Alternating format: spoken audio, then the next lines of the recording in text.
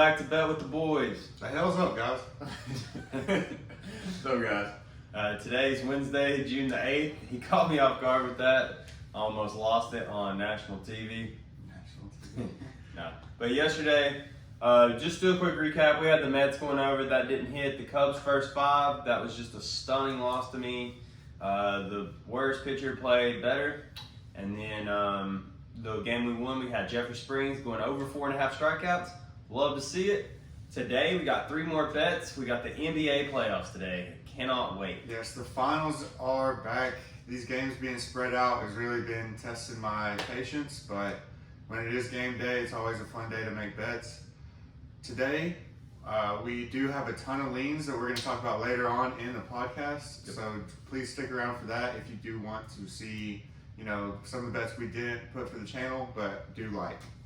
That is correct. Make sure you hit that like and subscribe button. Trying to get to 600 really helps us out, keeps us motivated to do these videos. When we get there, we are doing a same game parlay for the Warriors Celtics series, and I am pretty determined to make that happen. So, first pick of the day, we're going with the Warriors plus 3.5 versus the Celtics. That game comes on at 9 p.m. That's minus 110 odds, and we like this game even though Boston is at home. correct. We are back on the Warriors on the spread for the 3rd straight game in a row. I really feel like we should be 2-0 with this line, but we weren't. When we lost the first one, Warriors gave up that big lead. Today, we're expecting the Warriors to get it done on the road. We're going with the experience, the players that have been there, and what we think is the better team. Warriors proved last game that they can really stretch out a lead. They were up 30 at one point. That third quarter Warriors team is something different, especially with Clay not even playing his best basketball right now. We think if Clay can get it under wraps, and there's just too much, Yeah, Boston is 3-4 in the last 2 series at home, so they have not been defending home court very well at all against Milwaukee and the Heat. Like I said, 3-4, so nothing too formidable at home. The Warriors are a good traveling team because they have defense and Steph, Clay, Draymond. They've not been playing their best basketball. Steph's been playing great, but Clay, he can shoot on the road or at home, so that's a little foreshadowing to a lean we have later. Yeah. Next up, we have Robert Williams under 11.5 points and rebounds. It's minus 120 odds, obviously 9 p.m. game as well. He is banged up. He's been banged up throughout the whole playoffs, but he only got 14 minutes last game, and really has been hobbling. He took some friendly fire from Marcus Smart, and he's just really limping through these playoffs, and we don't think he's going to play a whole lot of minutes, and therefore get a whole lot of stats. Yeah, if he can keep it somewhere in that 15-minute range mark, I feel great about this pick. Udoko said that he was questionable for this game, so if he steps out on the court at all and then has to go off, we win this bet. Not hoping for anybody to get injured, but I don't think he's 100% at this point. And I think guys like Tice, Grant Williams, they step in, get more minutes, maybe put Horford at the 5 position. And last game he did only play 14 minutes. He had 2 and 2. So a 4 PR combined. We just need him under 11.5 today. So Yep, great guy overall. A few minutes. got that. Sure. And Go then, ahead. Jinx. Draymond Green under 21.5 points, rebounds, assists, minus 115 odds. He got right up to that line, but did not cross it last game. And he had 9 points. We don't think he's a great scorer because he doesn't focus on scoring. So it's not that, but he got 9 points, got right up to 21 PRA. And I think he's going to have less points this game. And also, I think, how many rebounds do you have? Yeah. So game 1 he had 11 rebounds. Game 2 I think he only had 6. Yeah. This PRA was at 22.5. It has come down to 21.5. Still like it here. He's getting right up to it, and I think Draymond on the road doesn't score as many points as he does at home.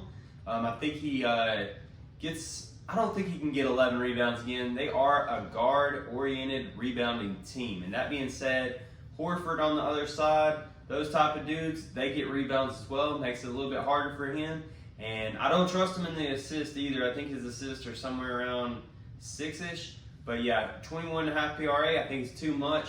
And he goes under this tonight, minus 115 odds, obviously 9 p.m. game. And we are taking 3 bets in the NBA playoffs for game 3. We love all 3 of these picks here. Yeah, Draymond crossing this line is like him crossing the equator. He'd have to be really hot. Yes. You want to do the recap? Yeah, recap. We're taking the Warriors plus 3.5 versus the Celtics. We're taking Robert Williams under 11.5 points and rebounds, and we're taking Draymond Green under 21.5 PRA, points, rebounds, assists. Correct. And we are going to do a little podcast, so if you guys are just here for the picks, then that's fine. But we got some leans today. I'm going to start it out with Klay Thompson's 19.5 points. I know we were on his under last game. He finished with 11, I think. Steve Curry left him in at garbage time last game just to find his rhythm. He still couldn't find it, and his points remained at 19.5, just like they were the game before, which is a red flag to me. It scares me. I think that they would have adjusted that line down to 18.5, 17.5, something like that at least. But the fact that they didn't is a red flag, and I think there's a good possibility he goes over as lean number 1 for me. Yeah, that's also one of my leans as well. They even brought it up on these different sports talk shows, Skip and Shannon and First Things First, talking about how his line is at 19.5. I don't think the odds makers really know what to do with Klay because he can go for 30. Like, everybody knows at least once in every series he's going to have a game where he just breaks out, and they don't want to get burned. So, but right now, going under, Klay Thompson's won the first 2 games. I think he's going to go over this game. He's got to catch his stroke at some point. Pause. But he's got to, get his shooting form down at some point because I think he shot 17 shots last game, 4 for 17. He's been taking a ton of shots. Yeah. A volume shooter. So it's pretty scary taking his under, but we did it last game and hit pretty easily. Yeah. So. But as soon as some of those start falling, he is going to go well over 19.5. Yeah, it's the James Harden theory for me. He's a big name. They don't want to put his points too low. I think sometimes there's value in that, but this is a game the one game where I don't think you go under on Klay Thompson. But my next lean in this game, I was looking at Al Horford. His points are the exact same situation, 11.5. He went well under last game. Al Horford's the type of dude that just wants a finals win. I think he's going to do everything in his power to make that possible. And even though he went under last game, that line didn't move. I think he goes over as well. Same exact theory on that, actually. Yeah, I actually have that lean as well. So they put Klay Thompson on Al Horford last game, and that was a great defensive matchup. But Ime Udoka, or how you pronounce it, the Celtics coach, he's going to make great adjustments too. Al Horford's going to be getting down in the paint, and there's no way Klay Thompson should be able to guard him with the size difference. And I think Al Horford is definitely going to shoot more threes as well. So the Celtics basically did the opposite of what they did in Game 1. They shot tons of threes and were super hot. Jason Tatum had 13 assists. In Game 2, Al Horford, I don't even think took a three. Derek White didn't take as many threes. So they really played a 2-point game, and they just got completely burnt. I think they're going to go back to what they did in Game 1 strategy-wise. Yeah, Derek White took a lot of 2s last game. His line actually moved from 9.5 to 11.5. And watching that, if it was 9.5 again today, I'm probably going to take it. 11.5, they adjusted quite nicely. I don't like it over 11.5. You were talking about the Jordan Poole over 12.5 points for this game. There's a lot of value in that, honestly. We didn't take it just because he's been so inconsistent, but how do you feel about that? Do you want to throw anything out there? I said absolutely nothing about Jordan Poole. I was talking about Andrew Wiggins going over 15.5, Mr. Consistent there. I really like that bet, and personally, I took that bet myself. Yeah, Andrew Wiggins has been playing phenomenally this playoffs, and everybody keeps hating on him. I don't know why. When you talk about the national media in sports, at least, some of them do anyway.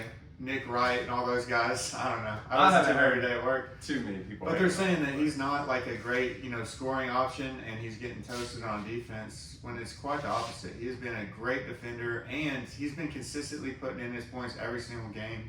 He's shooting pretty well from 3, and every time I watch him play, he makes a great offensive move. So I haven't heard anybody roasting Andrew Wiggins, but I watch the same shows every day, so I guess maybe I've heard a lot of praise from Andrew, but he has to be the best player that they could have picked up in the last couple of years. for the price they're paying. Yep. they got him, signed him to a pretty small deal. Yeah, it was a great pickup by the Warriors. That's what the Warriors do as an organization, though. But anyways, that's kind of our leans for today. We were thinking about sprinkling a little bit of money on the Warriors money line. I think there's a lot of value there at plus 135.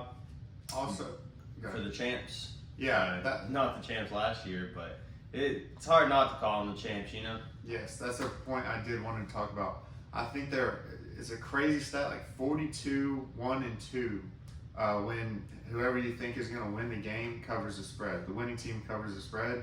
So I definitely threw a little bit of juice on the Warriors money line. If you do think Boston's going to win, obviously you go better off taking the spread because it's better odds. But if you ever pick a favorite in this series or the underdog in the series, money line's something to definitely look at because it's something crazy like 94% always covers the spread when they do win. So yeah, and just to throw it out there, we're not biased by any means. Nothing against the Celtics. Seems like we're always on the Warriors. Just want to clear that up. This is the third straight game we've been on them, but for good reason, to be honest. You know, they just match up perfectly. They got a deep bench, and they got a lot of experience, so it's hard to go against them. But anyways, just to wrap up the podcast, that's for June 8th. June 8th, today is Wednesday, Game 3 of the NBA Finals. Excited about that. We're not doing any baseball today, and Friday is Game 4. We were honestly thinking about just doing a live stream or do a recording of us calling the game, something like that, something fun, and then posting that later, just our best moments of the game, because I think we could do a pretty good job calling the game. We'll see how it goes. If we don't post it, then it failed. But but anyways, yeah, just get this video out there. Bet responsibly, always bet with the boys. We'll see y'all next time. Speaking of baseball, take a look at the Yankees. I have been riding them. You know, they've been killing it. The record, I think -1.5 today is something to look at. All right. He's got the Yankees hat on too. I think he might be a little biased, but they are playing great. Yeah. So Those are the boys, guys. yep, we'll see y'all next time. Adios. See you guys.